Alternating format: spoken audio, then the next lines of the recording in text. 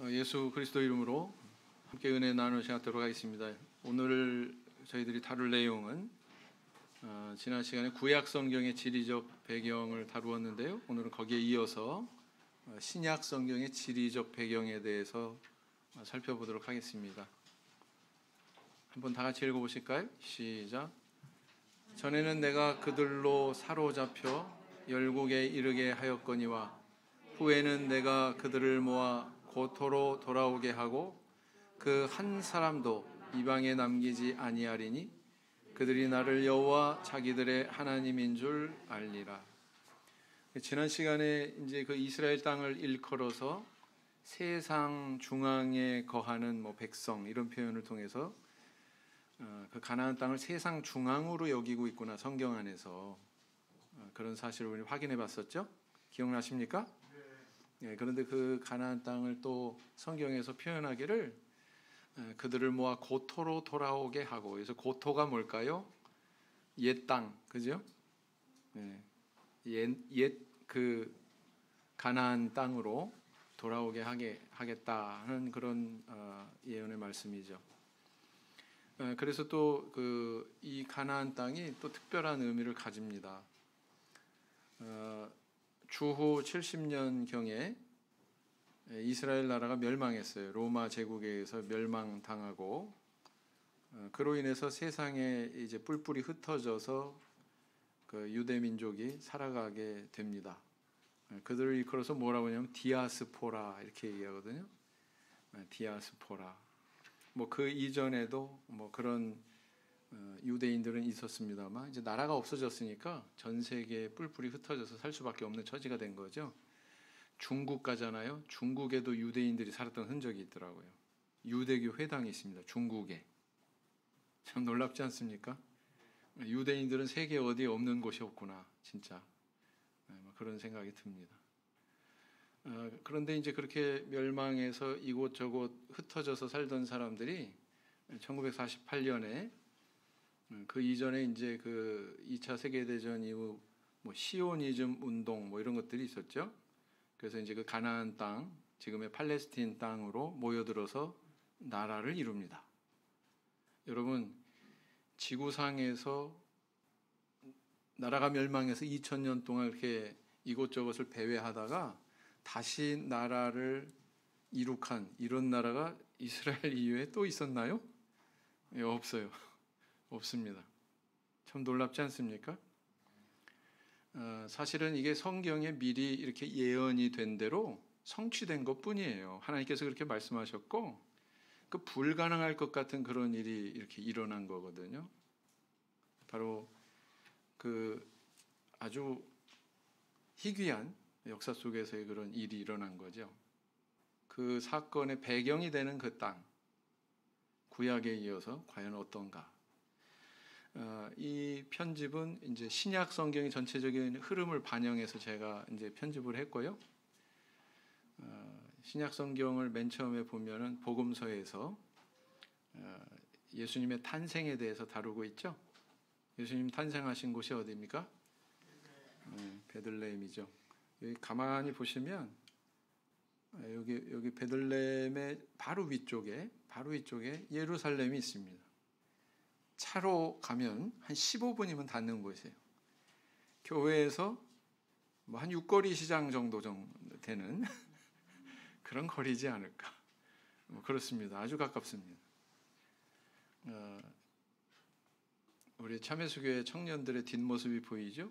이곳에 가면 뭐가 있냐면은 예수님 탄생 기념교회가 있어요. 그 일을 기념해서 이제 사람들이, 다른 종파의 사람들이 이렇게 회당을 지어놨습니다. 내부가 이렇고요. 뭘 느끼십니까? 교회 같아요? 저는 그렇게 느껴요. 불당 같아요. 여러분들도 그렇게 느끼시죠? 보통 이렇게 뭘 주렁주렁 이렇게 막 등을 잔뜩 매달아 놓는 이 종파는 동방정교라고 이렇게 얘기합니다. 그 다음에 이제 그 예수님께서 비록 베들레헴에서 태어나셨지만 거기에서 생활하신 건 아니죠. 베들레헴은 호적 조사 때문에 잠깐 왔을 때에 마침 그때 베들레헴에서 예수님이 태어나신 거고, 예수님의 자라나신 곳은 나사렛입니다. 나사렛. 그래서 나사렛이라고 하는 지명은 바로 갈릴리 지방에 있죠. 베들레헴은 어디 있어요? 베들레헴은 여기 있어요. 유대 지방이에요. 자, 이걸 먼저 말씀드리기 전에 이 초록색으로 되어 있는, 이 연두색 또는 초록색으로 되어 있는 이 지방을 뭐라 하면 유대 그래요. 여기를 뭐라 그래요? 사마리아. 여기를 뭐라 그래요? 갈릴리. 이렇게 이야기합니다. 세 개의 지방은 꼭 기억하세요. 그 이외에도 여러 지방이 이렇게 표현이 돼 있잖아요. 그런 것들을 다 기억하지 못할지라도 세 지방은 꼭 기억하셔라. 맨 밑에가 뭐라고요? 유대. 여기가 뭐라고요? 사마리아. 여기가 갈릴리. 이 나사렛은 바로 이 갈릴리 지방에 있습니다. 사마리아가 중간에 이렇게 껴있기 때문에 유대인들은요, 사마리아 땅 지나가는 걸 싫어했거든요. 유대 지방에서 갈릴리 지방으로 가려면은, 육지로 가려면은, 이렇게 가장 빠른 길로 가려면은 사마리아 지방을 통과해야 되죠. 근데 사마리아 사람들을 너무 싫어해가지고 이렇게 삥 돌아서 갔어요. 요단 동쪽으로 이렇게 건너가가지고, 그리고는 이제 여리고를 통해서 이렇게 유대 지방으로 가고, 또 유대 지방에서는 또 요단 동쪽으로 건너가서 쭉 올라가서 다시 또 갈릴리 지방으로 접근하고 그렇게 갔거든요. 왜 그러느냐? 사마리아 사람들을 그 정도로 싫어했다. 참고로 아시기 바랍니다. 근데 사마리아 사람이 강도 만난 자한테 그렇게 호의를 베풀었다고 그런 비유가 있죠. 누가복음에 보면 선한 사마리아인의 비유 있죠. 그 비유는 유대인들한테 굉장히 큰 충격을 줄 수 있는 그런 비유입니다. 그것은 바로 저기 미국 사람들한테는 오사마 빈 라덴이, 요즘에 그 너무 지나간 얘기인가? 푸틴이 그 선행을 베풀었다라는 그런 이야기랑 똑같은 거예요. 그렇습니다. 자, 나사렛에 가면 예수님 탄생 기념교회가 수태고지 교회가 있습니다. 예수님이 이 땅에 오실 때 천사로부터 이제 수태고지를 받죠. 마리아도 받습니다. 요셉도 역시 받습니다. 그래서 이 수태고지 내부에 보면 이렇게 또 쓸데없는 짓을 해놨어요. 그죠? 어머니 마리아 품에 안겨 있는 예수님.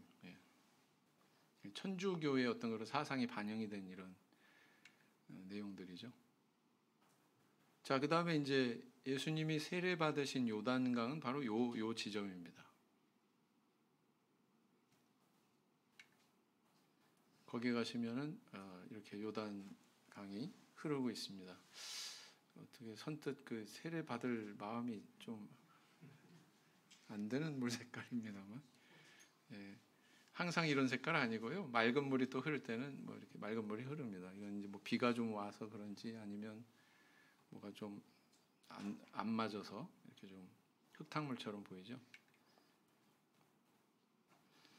자, 그 다음에 이제 여기서 가까운 곳에 시험산이라는 곳이 있어요. 예수님께서 40일 동안 금식하시고 시험 받으신 산이 있습니다. 산이. 그래서 이걸 시험산이라고 그러거든요. 아마 여러 가지 정황상 이곳에서 바로 그 마귀에게 시험을 받은 그런 일이 일어났다. 이렇게 이제 추정을 하는 거죠. 그래서 이곳을 시험산 이렇게 얘기합니다. 그 다음에 이제 그 사의 오른쪽에 보면은 세례 요한의 순교지인 마케루스가 있습니다. 여기가 이제 세례 요한의 순교지예요. 사실 지금은 저렇게 폐허가 됐지만 저 언덕 위에 뭐가 있었냐면 헤롯의 여름 궁전이 있었습니다.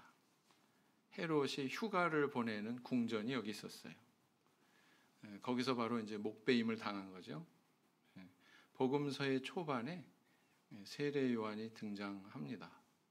주의 길을 예비하는 그런 선지자로서 이빠른 소리 하다가 사실은 여기서 목배임 당한 거죠. 감히 왕이 잘못한 것에 대해서 막 지적하고 그러다가 목배임 당한 인물이 바로 세례 요한이었습니다. 그 장소고요. 그 다음에 이제 여기가 바로 구약 배경에 대해서 저희들 공부할 때도 배웠듯이 갈릴리 호수가 바로 이 지점에 있습니다. 자, 과연 호수일까요? 이렇습니다. 저 건너편에 보이는 도시는요, 티베리아스라고 해서 티베리우스 황제의 이름을 따서 지어진 도시입니다. 근데 이래요. 높습니까? 작습니까? 높죠? 굉장히 크죠? 예. 사실 뭐 바다라고 그래도 손색이 없을 만큼 그렇게 높습니다. 근데 여기 파도가 칠까요? 안 칠까요? 만약에 호수라면 우리 노래 가운데 그런 거 있잖아요. 내 마음은 호수요. 무슨 뜻이에요? 잔잔하다는 뜻이죠? 풍랑이 없고. 그런데 이 갈릴리 호수에는 줄곧 풍랑이 자주 일어나요. 우리 그 복음서에 보면은 예수님과 제자들이 배 타고 가다가 풍랑이 일어난 그런 기사가 기록되어 있죠? 네. 실제로 여기 파도가 너무 심해가지고 수영을 금지하는 경우도 있습니다. 해변에 호텔이 있는데 그 사람들 수영을 못하도록 오늘은 파도가 너무 심하니까 수영을 금합니다. 이렇게 이제 광고하는 예가 있거든요. 그 왜 파도가 치냐면은 헤르몬 산이라고 저 북쪽에 있는 눈이 덮인 그런 산이 있었잖아요. 지난 시간에 본 그 산에서부터 이제 골짜기를 타고서 이제 바람이 이렇게 쭉 내려오면 차요. 그 바람이 찹니다. 근데 이제 호수 해수면은 햇빛에 의해서 이제 따뜻하게 데펴진 그런 공기가 있고 그 골짜기에서 내려오는 차가운 공기가 이렇게 만나면 어떻게 될까요? 굉장히 그 급격한 그런 변화가 일어나죠. 기후 변화가 일어나죠. 그래서 막 돌풍이 일어나고 그러다 보니까 그 돌풍에 의해서 파도가 굉장히 심하게 치는 그런 경우가 상당히 많다는 것입니다. 그래서 복음서에 그 풍랑이 일어났다는 거는 무슨 호수에서 풍랑이 일어나? 그럴 리가 있습니다. 다 이유가 있는 겁니다. 예. 그렇고요. 우리 참회수교회 청년들이 여기서 같이 예배드리고 있는 모습입니다. 이 위에서. 그 다음에 이제 이 호수변에는 예수님께서 이제 그 산에 올라서 백성들을 가르쳤다고 하는 그래서 뭐 팔복교회가 있습니다. 여기서 이제 산상보훈을 예수님께서 가르치셨겠죠? 그래서 이게 오전과 오후에 바람의 방향이 바뀌어요. 바람의 방향. 호수에서 육지로 이렇게 거슬러 올라가기도 하고 바람이 또 육지에서 이 호수 쪽으로 이렇게 바람이 불기도 하고 왜냐하면 이게 물하고 이 육지의 온도차 때문에 그런 일이 발생하거든요. 그래서 예수님께서는 때로는 베드로한테 배를 좀 띄워달라 그래서 배 위에서 가르치시기도 하시고 맞죠? 누가복음 5장에 나와 있거든요. 그리고 또 때로는 또 산 위에 오르셔서 백성들한테 이렇게 설교하시고 그게 산상보훈이잖아요. 그래서 때로는 생각해 보세요. 그때 이런 뭐 마이크가 있었겠습니까? 스피커가 있었겠습니까? 없었겠죠. 그죠? 근데 그 바람의 방향에 맞춰서 이렇게 웅변을 하면 연설을 하면 멀리 간단 말이에요. 멀리. 그래서 많은 백성들을 가르칠 수 있었다라는 겁니다. 그걸 기념해서 만든 교회고요. 그 다음에 이제 이 가버나움 마을이 바로 요 옆에 있습니다. 가버나움은 예수님 제자들 중에서 여럿이서 같이 살고 있었던 그 마을이고요. 예수님이 가장 많이 활동한 또 마을이기도 합니다. 가버나움 마을에 가시면 이렇게 유대인 회당이 있습니다. 유대교 회당이 이렇게 유적만 남아 있죠. 흔적만 남아 있는 거죠. 여기 잘 보면은 은우 형제도 보일 거예요. 진화 자매도 보이고, 우리 선화 자매도 보이고, 선화 자매가 보이나? 이때는 안 가셨나? 네. 이 전에 갔죠? 네. 그다음에 이제 이 가버나움에 가면 특이한 점이 뭐냐면 꼭 비행 접시 같이 생긴 교회당이 있습니다. 회당이 있는데 공중에 붕 떠 있어요. 그렇게 설계하고 그렇게 이렇게 지어놨습니다. 왜 그럴까? 그랬더니 가이드가 어떻게 설명하냐면 이 밑에 베드로의 집터가 있다는 거예요. 그 베드로의 집터 위에 세워진 교회입니다. 왜 베드로의 집터라는 걸 아냐면 여기에 베드로라고 하는 명확하게 그 이름이 기록이 된 그런 돌에 새겨져 있는 그런 기록을 여기서 발굴을 한 거예요. 그래서 이게 베드로 집터다. 이 베드로가 그 베드로인지는 모르나 워낙 동명이인들이 많죠, 그죠? 그러나 여기가 가버나움이고 베드로가 살던 그런 마을이기도 하고 그때 마을에 뭐 그렇게 많은 사람들이 뭐 우리 같이 이렇게 아파트 짓고 그렇게 많은 사람들이 산 게 아니기 때문에 아마 맞을 거다 이렇게 보는 거죠. 그 다음에 이 가버나움 마을에 가면 올리브 기름을 짜던 이런 연자 맷돌이 있습니다. 복음서에 보면은 이 소자 중 하나를 실족하게 하면은 연자 맷돌을 목에 메고 바다에 던지는 것이 낫다. 뭐 이런 말씀이 있잖아요. 그때 연자 맷돌이 바로 저렇게 생겼습니다. 가운데 구멍이 뚫리는데 저기다 굵직한 나무 막대기를 딱 껴가지고 뱅글뱅글 도는 거예요. 계속. 아마 삼손도 저런 거 돌렸겠죠? 삼손도. 네. 그래서 이게 연자 맷돌이다. 이렇게 생겼다. 저 밑에다가 이제 올리브를 쫙 깔아가지고 뱅글뱅글 돌리면은 거기서 이제 압착이 돼가지고 기름이 이렇게 흐르는 거죠. 네. 그 다음에 이제 가이사랴라고 하는 그런 항구 도시가 있습니다. 로마 황제로부터 총독으로 임명을 받게 되면 그 총독은 이제 자기가 통치하는 그런 지역에 가게 되는데 바로 이 유대 지방을 통치하는 그런 총독이 가장 먼저 상륙하는 곳이 어디였냐면 이 가이사랴 항구 도시였어요. 그리고 또 사도행전에 보면 바울 사도가 예루살렘에서부터 가이사랴까지 압송되죠. 결박돼 가지고 죄인의 신분으로 그렇게 850명의 호송을 받으면서 그렇게 그 가이사랴까지 옮겨집니다. 그 내용이 배경이 되는 데가 바로 가이사랴 이 항구죠. 가이사랴 항구가 이렇습니다. 아름답죠? 그리고 지금은 이제 유적만 나오잖아요. 이렇게 과거에 항구가 있었던 흔적이 바닷속에 이렇게 잠겨가지고 저렇게 이제 흔적을 알 수가 있는 거죠. 아, 여기가 항구였구나. 고대의 항구 도시였구나라는 걸 알 수가 있습니다. 그래서 이제 로마 총독이 여기도 기거하기도 하고 또 예루살렘에 가서 그 안토니오 요새에 기거하기도 하고 왔다 갔다 했다는 얘기죠. 여기에 특이한 점은 뭐냐면 여기서 뭐가 발견이 됐냐면 본디오 빌라도 누구예요? 유대 총독이죠. 예수님을 십자가형으로 그렇게 언도했던 본디오 빌라도잖아요. 그죠? 그 빌라도의 이름이 새겨진 석판이 여기서 발견이 됩니다. 그래서 이 사람이 분명히 이 유대 총독으로 근무를 했었구나라는 것을 알 수가 있어요. 성경에만 그 이름이 있는 게 아니고 이 석비에도 이것이 새겨져 있는 것이 발견이 됩니다. 그래서 지금 이렇게 메롱하고 있는 사람이 누구예요? 유바나바 목장인 것 같습니다. 저거는 진품이 아니고요. 모조품이고 진품은 이스라엘 박물관에 있습니다. 그렇고요.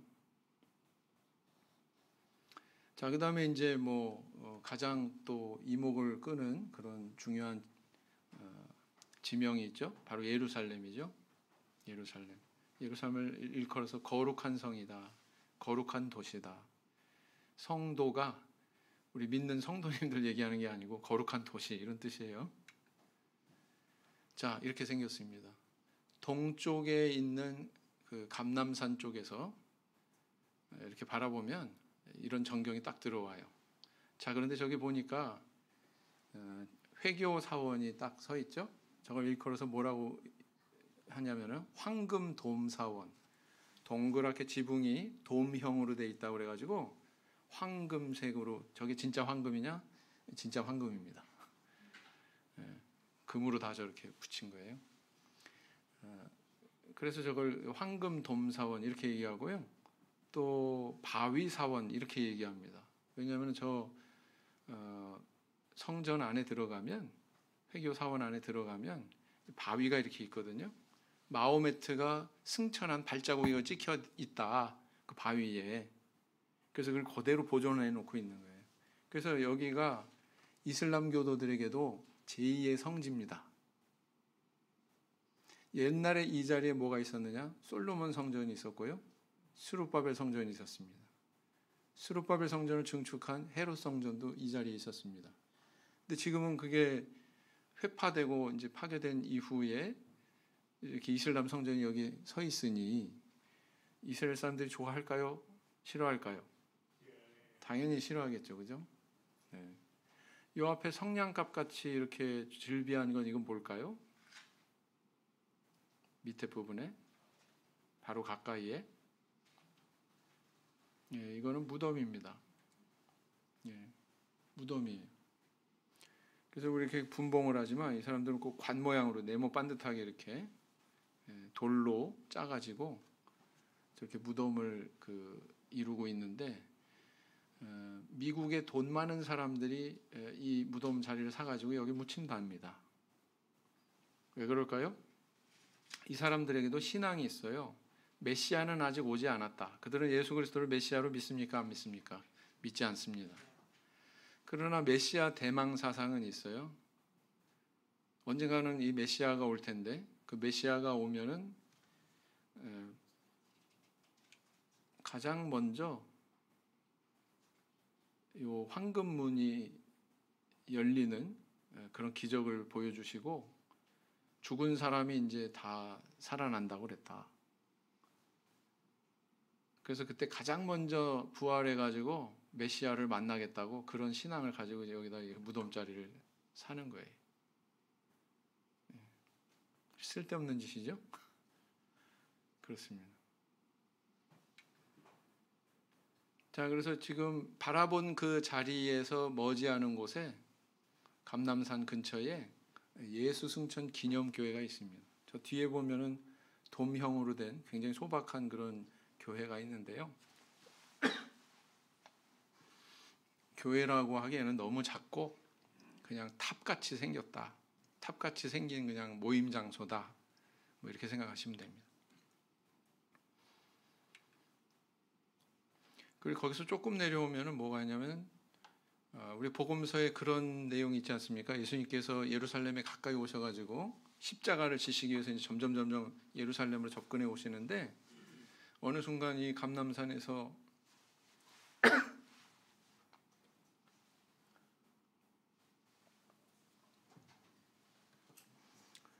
예루살렘을 보시면서 예루살렘아 예루살렘아, 암탉이 새끼를 자기 날개 아래 모은 같이 내가 너희를 모으려 한 일이 몇 번이더냐, 그러면서 눈물 흘리신 그런 내용을 기록을 하고 있잖아요. 그죠? 네. 바로 그 눈물을 흘리셨다고 하는 그 장소에 세워진 교회입니다. 이게. 그래서 이 교회 이름은 예수 눈물 교회예요. 그 예수 눈물 교회 회당 안에 딱 앉아가지고 우리 장의자 앉으신 우리 성도님들 같이 이렇게 딱 회당에 앉으면 투명하게 이 뒷 벽면이 투명하게 되어 유리로 돼 있어요. 거기서 딱 바라보면 바로 그 회교 성전 황금 돔사원이 저렇게 보입니다. 그리고 이 교회의 마당에 가면 이렇게 생긴 게 있어요. 이게 뭘까요? 쥐엄 열매입니다. 쥐엄 열매. 제 방에 오면 쥐엄 열매가 잔뜩 있습니다. 그 다음에 이제 거기서 조금 내려오면은요, 올리브 나무, 감람나무. 우리 감람나무가 바로 올리브 나무를 그렇게 번역을 한 거예요. 그래서 이것은 뭐 거의 1000년 이상 된 나무들이라고 그래요. 엄청 오래 살죠. 그리고 그 예수님께서 막 피땀 흘리시면서 기도하셨다고 하는 그 겟세마네 동산, 올리브 나무가 있는 그 겟세마네 동산을 지나면 바로 옆에 만국 교회가 있습니다. 이 만국교회에는 마태, 마가, 누가, 요한 이렇게 네 명의 복음서 저자들이 이렇게 서 있어요. 마태, 마가, 누가, 요한 이런 식으로 그렇게 장식을 해놨습니다. 그리고 저쪽 안쪽으로 들어가면 주기도문 교회가 있는데요. 주기도문 교회 안에는 세계 여러 언어로 기록이 된 주기도문이 쫙 이렇게 저렇게 벽화같이 장식이 되어 있습니다. 그리고 이제 조금 걸어서 올라가면 이게 바로 이제 가까이서 본 그 황금돔사원, 회교사원입니다. 보통 사람은 여기 못 들어가요. 못 들어가는데 그날은 어쨌는지 뭐 한 30분 개방하는 그 시간이 딱 맞아 떨어져 가지고 이렇게 사진에 담을 수가 있었습니다. 그래서 예루살렘 성곽을 보면 왼쪽에는 이제 구약 시대의 이런 성곽의 모양이고요. 이건 신약 시대의 성곽의 모양인데 여기 보시면은 이게 구약 시대의 성곽의 모양이고 이 바깥에 이렇게 더 연장된 성곽이 있잖아요. 이게 신약 시대에 와서 증축이 된 겁니다. 이만큼이. 그러니까 예루살렘 성이 그렇게 큰 성이 아니구나. 그렇게 큰 성이 아닌데 이렇게 성경의 주 무대가 되는 그런 지명이구나라는 것을 알 수가 있습니다. 자, 이건 뭘까요? 이스라엘 나라에 가면 이렇게 나무마다 무슨 센서가 달려 있고 관들이 이렇게 달려 있습니다. 이 센서는 뭐냐면은 이 나무가 지금 목이 마른가 안 마른가, 수분이 필요한가 필요 없는가 이거를 감지해 가지고 이 센서가 이제 신호를 보내요. 신호를 보내면 여기 이제 쭉 관이 다 연결이 되어 있는데 그 관에서 물이 자동으로 이렇게 흘러 나옵니다. 그렇게 이제 장치를 해 놓은 거예요. 그래서 이제 이렇게 구멍을 뚫어 놓으면 여기서 이제 물이 나와서 나무가 이제 그 물을 흡수할 수 있도록 하는 거죠. 물이 많이 나오면 어떻게 될까요? 여기 굉장히 더운 나라니까, 건조하고 더운 나라니까 증발돼 버리겠죠. 그죠? 또 너무 조금 나와도 뭐 해갈이 안 될 것이고. 그런데 이것을 어떻게 개발을 했는지 이스라엘 사람들이 이 센서, 이 나무가 목이 마르다, 마르지 않다 이걸 감지하는 그런 센서를 개발해 가지고 또 이렇게 호수 요 구멍 뚫는 요 크기도 특허 등록이 돼 있대요. 예. 그래서 이 기술을 세계에 수출한답니다. 주로 이제 그 중동 지방에 물이 귀한 그 중동 지방에 여러 나라들 있잖아요. 그런 나라들에 이 기술을 수출을 한답니다. 대단하죠? 이스라엘 사람들 참 머리 좋습니다. 자, 이게 겨자씨고요. 두 가지 설이 있습니다. 이 겨자씨가 우리가 생각하는 것처럼 이렇게 키가 작은 나물 정도의 그런 키로 자라는 겨자가 있고 또 이렇게 나무처럼 정말 크게 자라는 그런 겨자나무라고 그래야 되겠죠. 새가 깃들일 만큼 되느니라. 이렇게 크게 자란다는 거예요. 그죠? 고사리 같은 경우도 우리는 그렇게 작지만 저기 뭐 따뜻한 나라 가잖아요. 좀 우리보다 더 기온이 높은 나라면 굉장히 크게 자라잖아요. 그런 것처럼 크게 자란다. 겨자나무다. 자, 여기는 그 38년 된 병자 기억나시죠? 요한복음에 보면 38년 된 병자가 낫기 위해서 기거했던 베데스다 연못 주변입니다. 여기서 이제 천사가 물이 동하게 하면 거기 이제 1등으로 들어가면 어떤 병이든지 낫는다라고 하는 그런 소문을 듣고 이 병자가 여기 기거했었죠. 베데스다 못이 이렇게 생겼고요. 자, 여기는 뭐 너무 좀 좁아가지고 각도 잡기가 참 힘들어서 그냥 이렇게 끝까지밖에 못 찍었는데 예수님이 재판받은 장소에 세워진 교회입니다. 네. 왼쪽에 보시면 여기 이쪽에 그 건물이 이렇게 높이 세워져 있는데 여기가 초등학교인데 초등학교 운동장이 정확하게 재판받은 장소로 알려져 있습니다. 거기에 이렇게 기념교회를 지어놨어요. 거긴 못 들어가요. 들어가지 못하게 합니다. 근데 지금도 이제 거기에는 이렇게 박석 깔린 땅, 그러니까 돌로 이렇게 깔려져 있는데 그 위에 이제 로마 군병들이 이렇게 새겨가지고 주사위 놀이하고 뭐 이랬던 흔적들이 지금도 있습니다. 아마도 예수님의 그 가시면류관을 만들었던 나무가 이것으로 추정이 됩니다. 만져보니까요, 함부로 만질 수가 없더라고요. 가시가 워낙 뻣뻣하고 굉장히 거칠어가지고 그냥 이렇게 사진만 찍었습니다. 아마도 이걸로 그 면류관을 만들어가지고 씌웠다고 하면 굉장히 고통스러웠을 것 같아요. 가시나무입니다. 자, 이 건물은 뭐냐? 베드로 통곡교회인데요. 왜 베드로 통곡교회라고 그러냐면은 예수님께서 그렇게 예언하셨잖아요. 네가 닭 2번 울기 전에 3번 나를 부인하리라. 근데 죽을지언정 내가 주를 절대로 부인하지 않겠습니다. 큰 소리 뻥뻥 그렇게 이야기했는데 결국은 예수님 말씀대로 부인하고 말았죠. 부인하고서는 베드로가 어떻게 행동했다고 그랬어요? 예수님 말씀이 생각나서 밖에 나가서 통곡했다고 그랬잖아요. 바로 그런 일을 기념해서 만든 회당인데 특이한 점은 뭐냐면은 여기 꼭대기에 뭐가 새겨져 있어요? 닭이 저렇게 딱 새겨져 있어요. 안내 표지판도 있는데 안내 표지판에다가 닭만 딱 그려놓고 화살표만 딱 해놨어요. 닭 새카만 색으로 닭만 그려놓고 화살표만 이렇게 해놓은 의미가 뭐냐면 일로 가면은 베드로 통곡교회에 있다 이거예요. 바로 그런 연유로 이렇게 만들어진 교회입니다. 이것은 바로 그 예수님께서 재판받으신 그 장소, 그곳에서부터 시작이 되는 비아 돌로로사, 순환길이라고 하는, 비아는 길이란 뜻이고요. 돌로로사는 순환이란 뜻이고요. 비아 돌로로사라고 하는 것은 순환길이라는 그런 의미예요. 그래서 이제 그 길을 이제 쭉 가는 거죠. 우리 청년들입니다. 그래서 도달하는 곳은 어디냐면은 이제 성묘교회라고 그래가지고 예수님께서 십자가 위에 이렇게 달리신 바로 그 장소에 세워진 그런 교회다라는 겁니다. 근데요, 여기도 들어가서 보면 정신이 없습니다. 뭐가 이렇게 주렁주렁 많이 달려 있어요. 아까 베들레헴에 예수님 탄생 기념교회 있는 것처럼 엄청나게 많이 이렇게 주렁주렁 매달아 놨어요. 다 우상화돼 가지고 불당 같아요.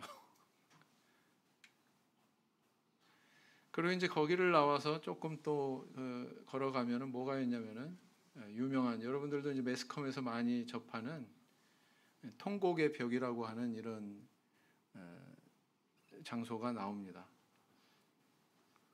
이곳은 어떤 곳이냐면은 성전을 바치고 있는 축대예요.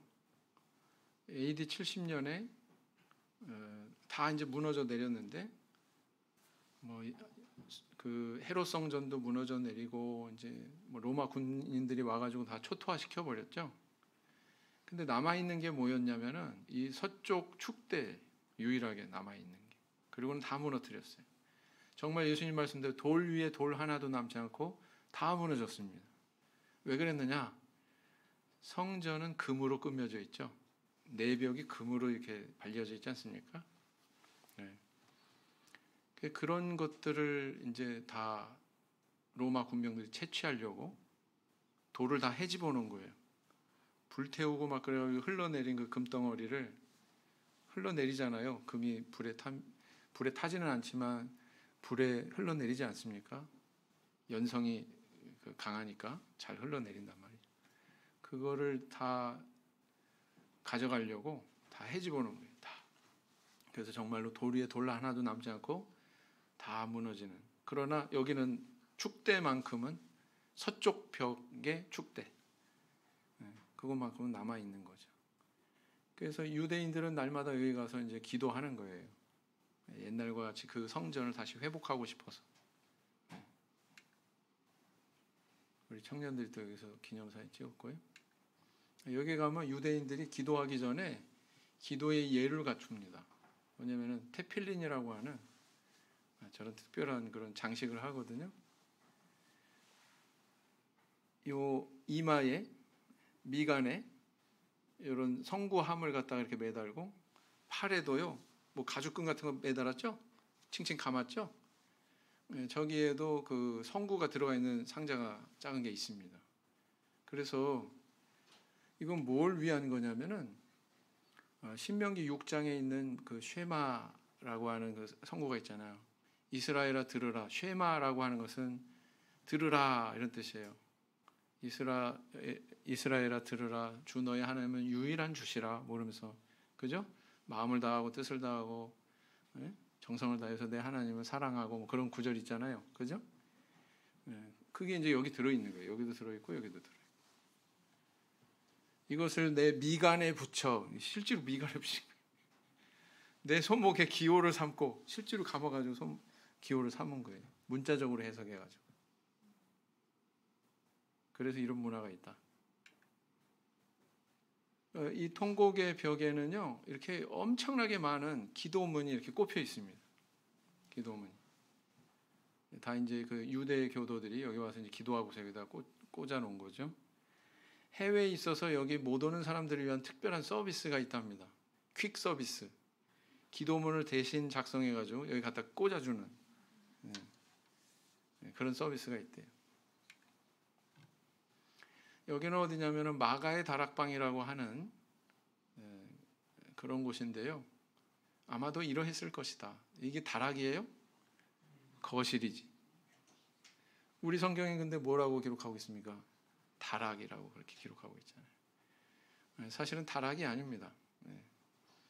이 가옥 문화가 우리랑 좀 다르기 때문에 우리 그 성도님들 옛날에 일반 주택에 살 때 이렇게 지붕을 박공으로 이렇게 세모꼴로 만든 다음에 위에 천장을 이렇게 막습니다. 근데 이 공간이 있잖아요. 그 공간에다가 작은 방을 들여서 그걸 우리는 뭐라고 불렀어요? 다락이라고 그렇게 불렀지 않습니까? 근데 그런 다락을 상상하시면 안 돼요. 유대인들은 이 예루살렘의 비탈진 이 산에다가 이렇게 계단식으로 집을 짓기 때문에 집을 이제 여기다 지어 놓으면은 다락과 같은 그런 집 위에 또 방 위에 또 방이 있으면 우리 이건 뭐라고 불러요? 다락이라고 부르잖아요. 방 위에 있는 방. 그러니까 이 사람들은 자기들이 가지고 있는 것이 굉장히 큰데 우리 한글 성경으로 번역이 될 때는 그걸 뭘로 번역한 거예요? 방 위에 방이 있다고 그러니까 뭐라고 번역한 거예요? 다락이라고 번역한 거죠. 그죠? 그런 번역의 한계가 있다. 이 정도는 되니까 120명이 들어갔겠죠? 옛날 우리 일반 가옥에 다락에 120명 들어가요? 택도 없죠. 이러니까 120명 들어간 거예요. 요거는 매주자라고 하는 건데 아까 얘기한 그 쉐마 성구 뭐 손목 기호를 삼고 내 미간에 붙여서 뭐 표를 삼고 했던 그것이 또 문지방에도 이렇게 문지방에도 두라고 그랬잖아요. 그래서 요거를 뭐라고 부르냐면 매주자 이렇게 얘기합니다. 요 안에도 성구가 들어 있습니다. 호텔에 가면 클립이 이렇게 있어요. 여기다가 뭐 쪽지 같은 게 이렇게 꼽혀집니다. 요 위치에 딱. 이 사람들이 참 문자적으로 그대로 실행하려고 하는 의지가 대단하다라는 걸 알 수가 있죠. 복음서는 그렇고요. 이제 사도행전 이후 내용으로 지나가 보면 여러 지명들이 이렇게 나옵니다. 사도행전의 지명에 뭐가 나와요? 아달리아. 바울 사도가 1차 선교 여행 때 상륙한 한국. 아마 뭐 여러 번 왔다 갔다 하면서 상륙하고 그랬을 거예요. 또 여기서 떠나가고. 자, 여긴 페르가. 오늘날의 지명은 페르가인데 버가. 성경에는 버가 이렇게 기록하고 있습니다. 여기는 어딜까요? 고린도입니다. 저 위에 산에는 우상 숭배의 도시답게 신전이 있었고 여사제들이 뭐 1000명이나 있었다. 뭐 이렇게 알려집니다. 또 이 고린도에는 유대교 회당이 있었던 것을 상징하는 이런 메노라, 촛대, 7금 촛대 있죠? 네? 메노라라고 그러거든요. 그렇게 새겨진 이런 또 돌 장식이 발굴이 되고요. 고린도에서 또 유명한 건 이 운하입니다. 운하, 고린도 운하. 그리고 여기는 아덴. 아덴은 지금의 아테네죠. 그리스 아테네. 여기를 걸어서 아크로폴리스라고 합니다. 여기 가면 뭐가 있냐면 유명한 파르테논 신전이 있고요. 이 파르테논 신전이 있는 이 아크로폴리스에 우상이 가득한 걸 보고서 분이 일어나 가지고 막 설교했잖아요. 바울 사도가. 그 설교한 장소가 여기입니다. 아레오바고 언덕. 이 위에 언덕에 올라가서 바울 사도가 설교를 했다라는 것이죠. 그렇고요. 여기는 갑바도기아, 갈라디아 지방. 여기는 아주 희귀한 그런 저런 그 돌들이 많아요. 여기에 가면 뭐가 있냐면 데린구유라고 하는, 로마에는 카타콤이 있다면 갑바도기아에는 데린구유가 있습니다. 뭐냐? 지하 도시입니다. 초기 기독교인들이 우리의 신앙을 지키자 그래가지고 세상으로부터 이렇게 결별해서 여기서 따로 이제 공동체 생활을 한 거죠. 지하 도시에서. 그렇다고 이 안에서만 계속 살았느냐? 그렇지는 않습니다. 밖에 나가서 자기 농지에 가서 농사도 짓고 그 수확해가지고 이제 가지고 와서 여기서 이제 생활하는 거죠. 이 안에는 비둘기도 키웁니다. 왜요? 고기도 먹어야 되니까. 네, 그렇습니다. 여기 보니까 그때 당시에 살았던 성도들이 아니라 이때 청주에서 많이 갔어요. 네, 이때 가셨을 때. 여태까지 그 바울 선교 여행 코스는 딱 한 번 이루어졌는데 청주 교회가 참 굉장히 열성이 있습니다. 여기는 바로 그 항구 도시 에베소죠. 에베소가 얼마나 발달한 그 도시였는지를 반영해주는 보도의 모자이크 장식입니다. 자세히 보시면 어때요?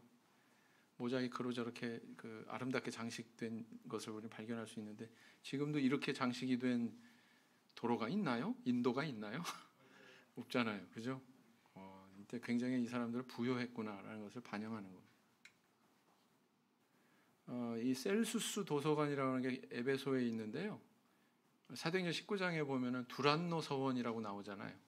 두란노 서원에서 바울 사도가 소수의 그런 제자들을 데려다가 가르치고, 그렇게 가르치기를 한 2년 반 이상 지났을 때 그들이 신앙이 성장해가지고 막 그 사회가 바뀌잖아요.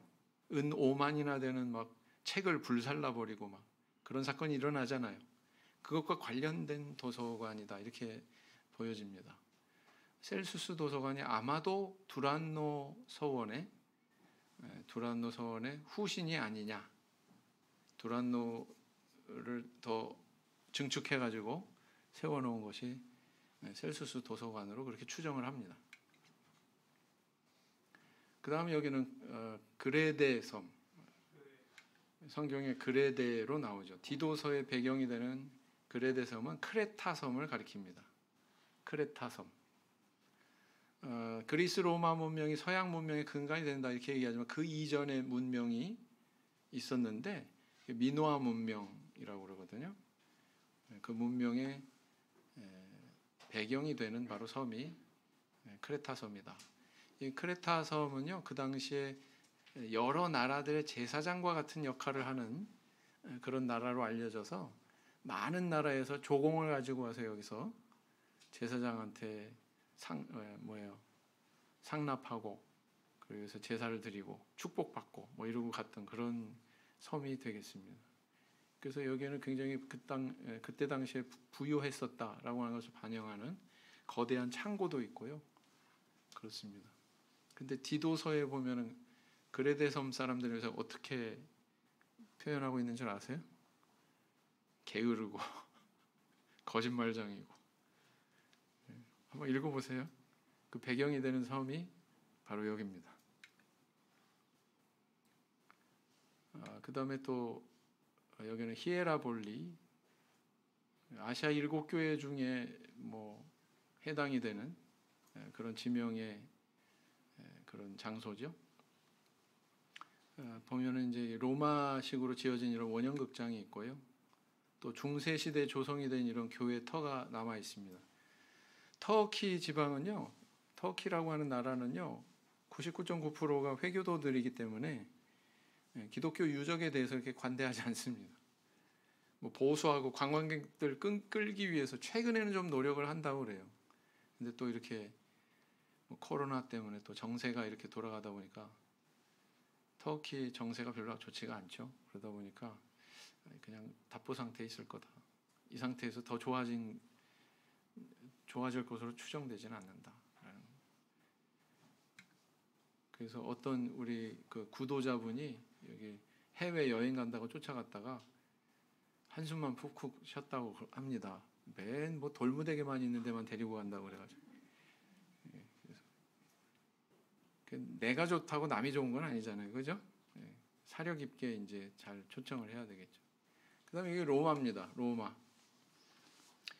로마의 고대 유적에 가면 저렇게 이제 오래된 건물이 있고 또 건물의 유적들이 있는데, 저 가운데 보이는 박공지붕의 저 건물이 우리로 말할 것 같으면 국회의사당 같은 그런 건물입니다. 국회의사당 같은. 원로원들이 저기 모여가지고 회의를 하는데요. 참 신기한 게 뭐냐면 이런 마이크도 없고 스피커도 없는데 거기서 작은 소리로 이야기해도 저 끝에까지 다 들려요. 왜냐하면 이 건물 설계를 그렇게 했기 때문에 그렇습니다. 요즘 사람들이 아무리 똑똑한 척 해봐야 옛날 사람들 지혜 있어요, 없어요? 가로 세로 높이 비율을 딱 그렇게 맞췄기 때문에 사람의 작은 목소리도 끝까지 전달이 되게 그렇게 해놨습니다. 자, 여기에 또 그 한쪽 구석에 보면 티투스 개선문이 있어요. 참 인상적인 그런 양각인데 뭐가 조각이 되어 있냐면 여기 보시면은 이거 아까 메노라라고 그랬잖아요. 7 금초대, 그죠? 이게 이렇게 새겨져 있어요. 티투스 장군에 의해서 로마 제국의 그 장군에 의해서 예루살렘이 함락이 됐고 성전이 약탈당했다고 하는 것을 증거하는, 그들 입장에서는 이제 전리품이잖아요. 이게 전리품. 그러니까 막 그냥 그걸 기념하고 어떤 영광을 취하는 의미에서 저걸 저렇게 새겨 놓은 거죠. 여러분 콜로세움이라고 로마의 그 배너 영화 같은 데는 콜로세움 나오죠? 그 최근에 그 영화 이름 까먹었네. 그 원형 경기장을 어떤 재원으로 지었냐면 바로 이때 약탈한 그런 재원으로 그걸 지었다고 그래요. 좀 가슴 아픈 일이죠, 그죠? 여기에 가면 또 뭐가 있냐면 바울 참수 기념교회가 있습니다. 바울 사도는 그 로마 시민이기 때문에 이방인들처럼 십자가형에 처해지지 않았습니다.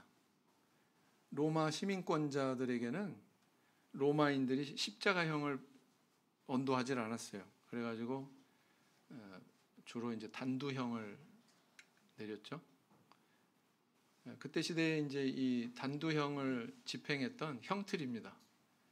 별거 없어요. 그냥 돌로 된 기둥입니다. 근데 이렇게 반듯하지 않고 한쪽이 많이 패여 있죠. 오른쪽이 이제 많이 패여 있는데 저거 왜 그러냐면은 저 위에는 무수히 많은 도끼 자국이 있습니다. 저기 이제 사람 목을 저기다 대놓고 형을 집행한 거죠. 바울 사도도 아마 그렇게 했죠. 또 로마의 시스티나 성당이라고 하는 곳을 가면 미켈란젤로의 유명한 작품이 있는데 그 중에 하나가 뭐냐면은 바로 이 최후의 심판입니다. 최후의 심판. 특징이 뭐냐? 모든 사람들이 다 옷을 벗고 있어요. 심지어는 그 주교도, 그때 당시에 교황도 옷을 벗고 있습니다. 하나님 앞에 서게 되면 어떻게 된다는 거예요? 옷 벗은 것 같이 다 드러난다는 거죠. 그걸 이제 상징적으로 이렇게 표현하고 있어요. 또 여기에는 준비를 안 했습니다만 그 유명한 천지창조, 그죠? 이렇게 손가락 이렇게 딱 맞추는 그 천지창조 그림 있잖아요. 아담 창조. 그 그림도 저 천정에 그렇게 새겨져 있습니다. 여기는 벽면에 새겨진 그림이고요. 자, 그다음에 이제 마지막입니다. 요한이 계시를 받았던 반모섬. 반모섬은 이렇게 생겼어요. 그러니까 완만한 산을 올라가면 저쪽 정상 부근에 요한이 계시를 받은 장소다라고 알려진 저런 장소에 세워진 성 요한 수도원이 있습니다. 그래서 이런 것들이 바로 신약 성경의 배경이 되는 여러 가지 지명들, 또 여러 가지 문화적인 그런 배경이 되겠습니다. 자, 오늘은 여기까지 살펴봤고요. 이제 다음 시간부터는 본격적으로 창세기부터 저희들이 공부를 합니다. 개론을 공부를 하는데 또 이제 이런 슬라이드 사진뿐만 아니라 필요하면 영상도 보여드리고요. 그렇게 해서 최대한 이해를 돕도록 그렇게 진행을 하겠습니다. 잠깐 묵상기도 하시겠습니다.